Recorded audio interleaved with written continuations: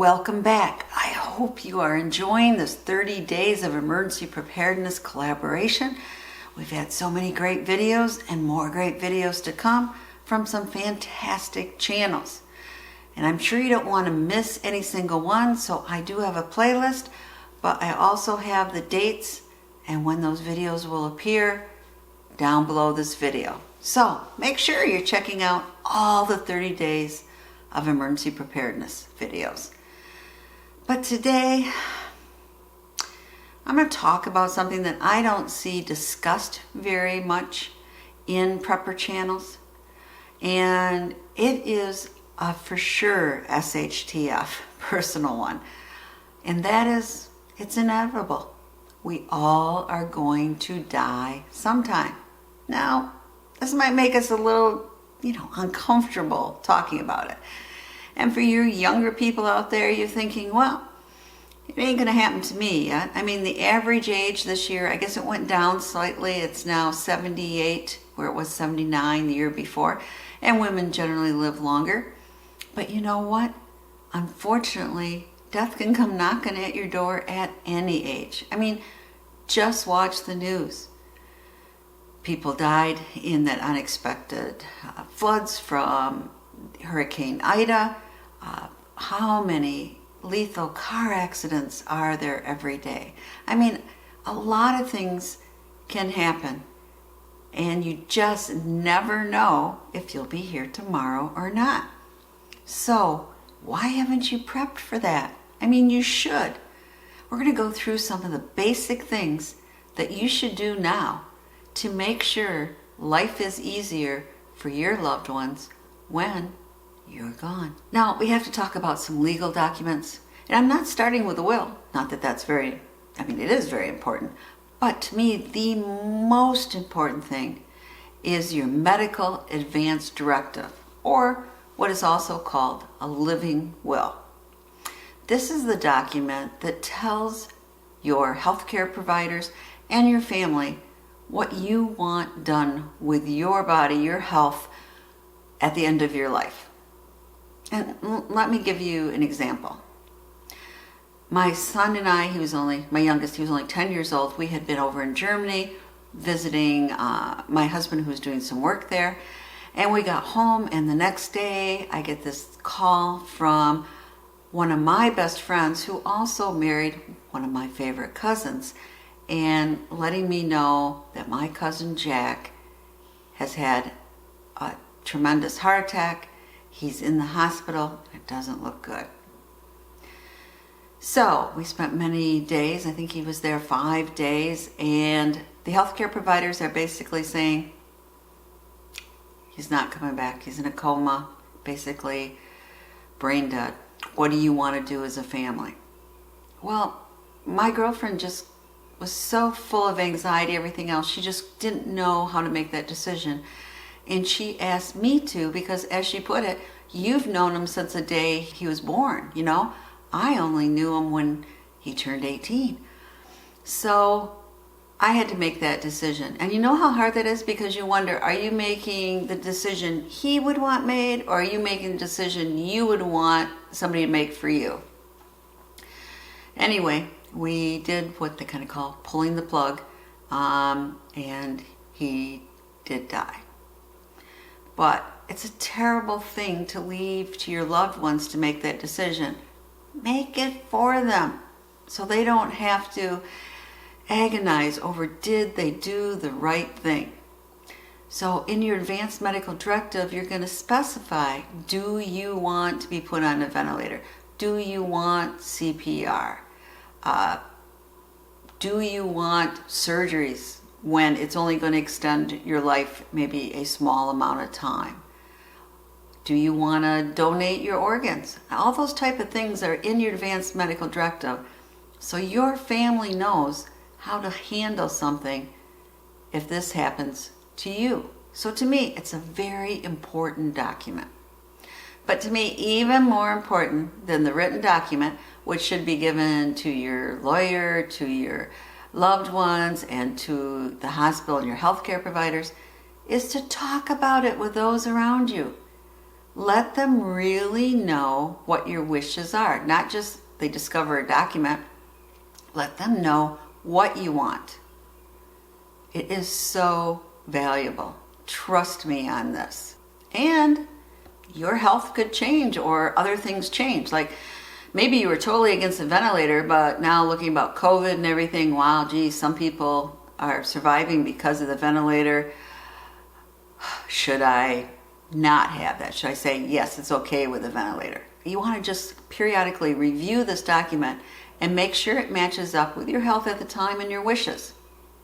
But believe me, do an advance medical directive, or what some people call living will. And every state has their own paperwork for this. There's 2 sites that I could refer you to here. One is ARP. They have advanced directive forms by state. And the other one is Caring Info, and they also have that by state. So you can easily download these and then print them out and do what you have to do. It doesn't have to cost you any money to do your advanced medical directive. And while you're doing that, you may want to designate, and in fact, very often it is on the form itself, the medical power of attorney. Who do you want? Maybe, a document can't cover everything. Who do you want to designate that you think will understand your wishes the most and follow them? And that is the medical power of attorney. I am a medical power of attorney for, believe it or not, my business partner. She really couldn't trust her sister's decisions, and so she has asked me. But we've had numerous discussions, so I know what she wants. Okay, we all know, we've heard about our will and last testament, right? And some people might think, hey, I'm just going to do a video will. Well, that can help things, but it usually is not legally binding. It can show that you were in the right frame of mind and that there was no duress for those who co-signed on the will. But you really need to have a written document, notarized document. And you may want to consult with an attorney, especially if you have a lot of assets. You might want estate planning. That is really a good idea. But if you really don't have any assets out there, you can do it very inexpensive. For under $100, you can go to a place like LegalZoom or Legacy Writer, and they give you the forms that you need to have. Something in the will, though, if you have children, you have to think about, okay, what happens if both of us die? Who is going to take care of them? Who do we want to take care of them? Maybe your pets are really important to you. I know they are to me. Who is going to be taking care of them after you die? What have you set in place so they will be taken care of? And then maybe you have certain, special things that you want to give to somebody. Most wills you're kind of, right, dividing the pie, but maybe you want your coin collection to always go to your grandson that seems to care about coin collecting, even though maybe you have 4 grandsons and that type of thing.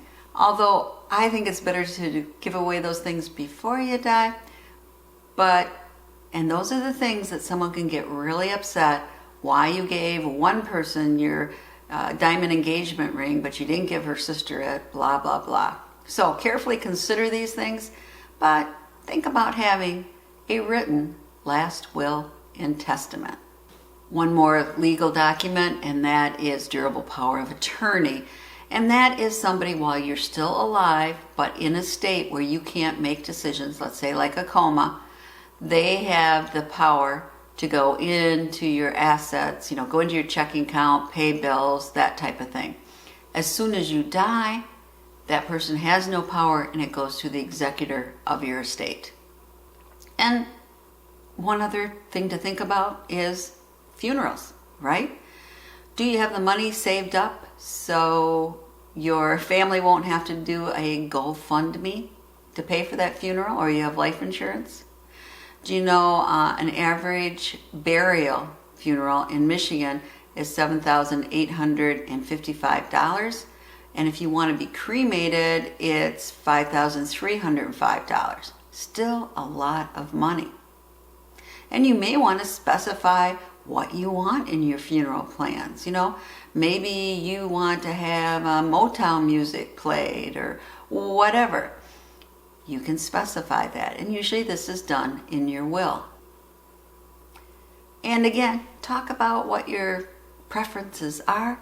I know I was so surprised a couple years ago. I'm talking to my husband. He goes, "Oh, well, you want to be cremated, don't you?" And I go, "No. In my family, we've always buried." I mean, my father was a florist, and he was known for a very large area for his beautiful casket sprays. My uncle was a cemetery caretaker. I mean, no, I want to be buried in the ground. So he goes, "Oh, okay. Well, then I guess we should think about buying some burial plots, right?" So you can also, with a funeral place, prepay your funeral. And again, totally up to you. I know my mother did it actually 30 years before she died. She had prepaid. She didn't die till she was 100. And it was probably a bad investment because she would have gotten a lot more money if that was on the market. But it gave her peace of mind. So it's up to you what you'd like to do for your funeral plans. And we talked just a little bit about having life insurance, right? Well, let's talk about finances. Should you have life insurance? Well, it's a good idea if you have people depending on your income.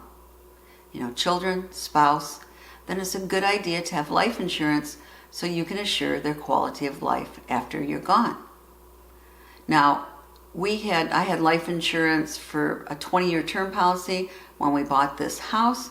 As soon as it was paid for, I canceled the insurance. I really didn't need it anymore. We have enough savings, enough 401k.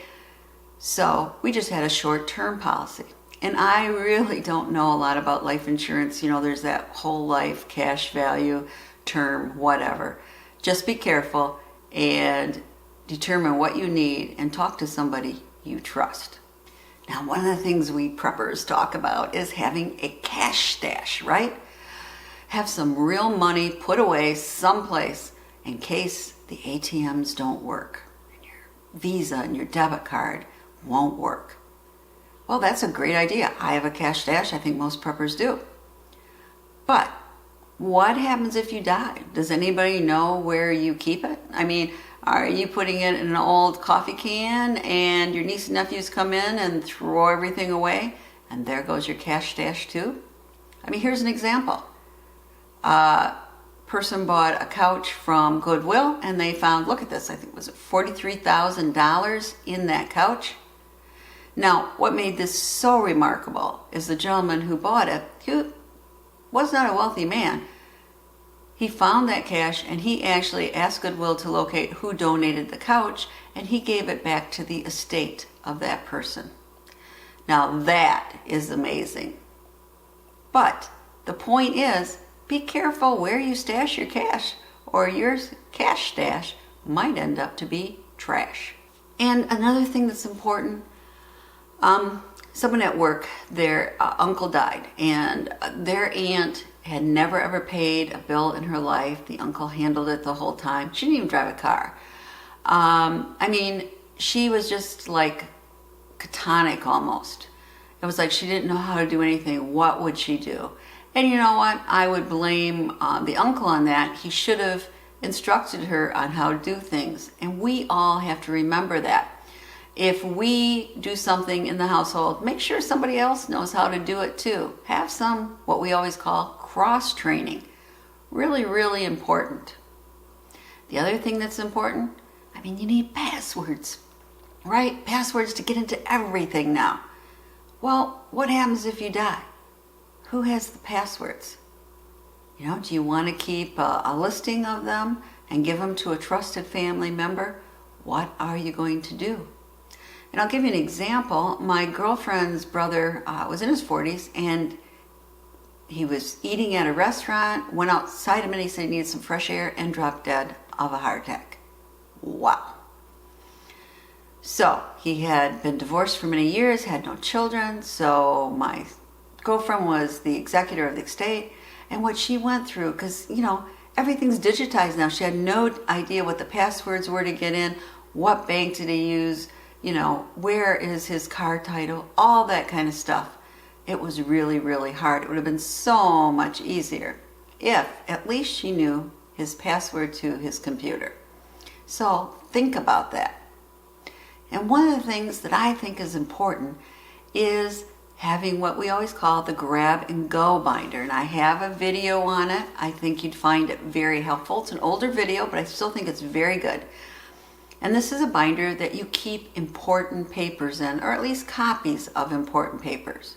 It is going to have your wills and your durable power of attorneys and your advanced medical directive, but it will also have your car titles, mortgage information, utility information, credit card information, all kinds of important papers, birth certificates, social security, deaths, notices of other loved ones.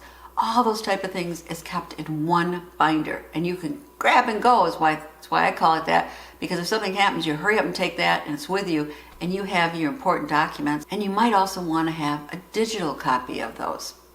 But it's a great idea, and it's not something just to help if you're going to die. It also helps with your life. So think about making a grab and go binder.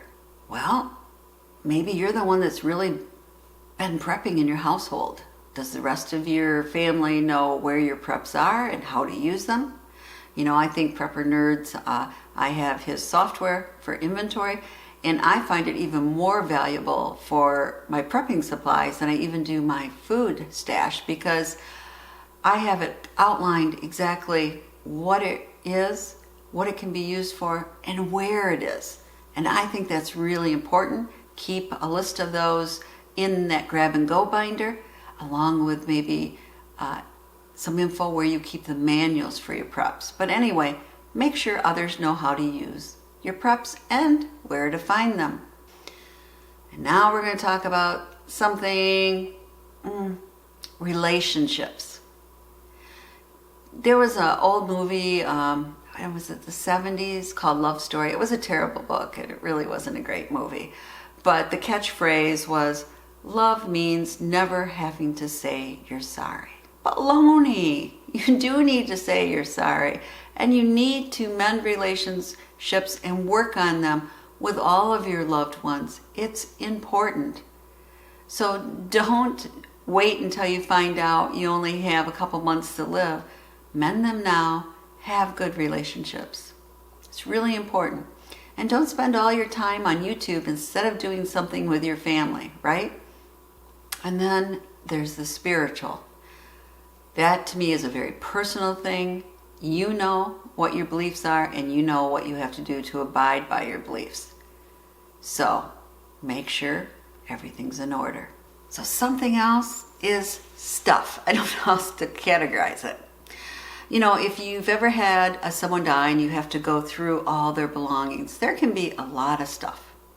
And something I'm trying to do in my life is minimize that. Is this something that I really need to keep? Or should I donate it? Or is there a family member that would appreciate it even more? Do it now.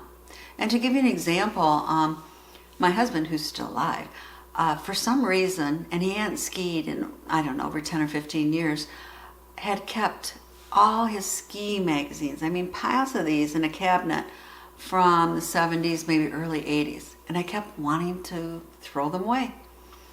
And he wouldn't let me. Couldn't understand why. I think it might have symbolized his freedom, maybe skiing years. But I'm thinking, what good are they? We're not referencing them. They're taking up valuable cabinet space. Nobody in our family would want them. So I finally convinced him to trash them. And I hope I won't find out, they would have been a collector item, right? But think about that now. I do have a comic book collection. I know my kids would like that. My husband has a lighter collection. I don't know if any of them are very interested in that. So think about what you have, start minimizing if you have a lot of photos. One of the saddest things to me, you go through an estate sale and you see all these photo albums, you open them up with all these pictures, and nobody in their family wanted those pictures? I mean, to me, that's pretty darn sad. So if you do have photos or digital photos, make sure you label them so people know who is in the picture. And you might also want to start giving certain photos or albums to others who are either doing genealogy research or want those pictures. Again, kind of look through. If you have a lot of landscape pictures, probably no one's going to be that interested in them. Do what you have to do now to make someone's life easier who has to sort through all of your stuff. And talking about that, if you have anything you don't want people to find, think of, was that Bridges over Madison County when they kind of found out that, she had been cheating on her husband at one time. Not a legacy you necessarily want your children to find. Don't leave things in your house or your safe deposit box then, right? Well, pretty serious discussion, and I have a lot of resources that might help you down below. There is a book called In Case You Get Hit by a Bus, How to Organize Your Life for Now When You're Not Around Later. You might want to check that out. There's a website too. And there is also a book that is Get Your SHIT Together, and they have online classes. They say hoping for the best is not a plan. So maybe these are some resources you want to check out, or those other resources where I gave you where you could prepare free documents. Either way, take a little time to prepare about the inevitable. And then think a minute. What do you want your legacy to be? You ever been at a funeral where people have to really work to say something nice about the person, or they say, well, I really didn't know him? What do you want people to say at your funeral? Are you going to be the grumpy old man that lived by himself and had these hoards of emergency food and preparedness? Or are you going to be the person that tries to make this world a better place? Try to share your prepping knowledge with your neighbors, your workmates, your children, your nieces and nephews, and you leave a great legacy. Up to you. Well, that's it. Until the next video, this is Potpourri saying, please subscribe, share the knowledge, thumbs up if you like this video, and be sure, check out the rest of the 30 days emergency preparedness videos.